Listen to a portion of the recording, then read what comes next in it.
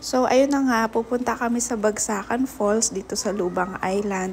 Pero bago pumunta doon, kailangan namin maglakad muna dito. And then yan, pagod na pagod ako, pawis na ang lola mo te. Tapos after nun, kailangan mo bumaba at umakyat ulit sa batuhan na yan. Pero tingnan mo naman, napakaganda umpak. Ang ganda, nature na nature. Sa mga mahilig pumunta sa mga ganyan, ang ganda, try nyo dito sa Lubang. So nagpe-prepare na kami ng makakain namin. And then, ayun na, nagbukan na kami ng ihawan. Thanks Ate Jackie, napakasipag niyan. O yan, tapos nag-swimming muna kami habang nagluluto. Enjoy na enjoy.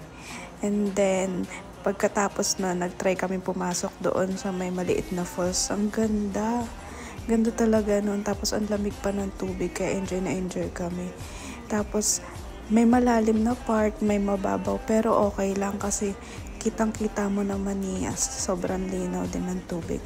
Tsaka yan, nagkain na kami, after nun, nagbanding, tawanan, tapos halakhakan, ayan, napatalong pa si kuya.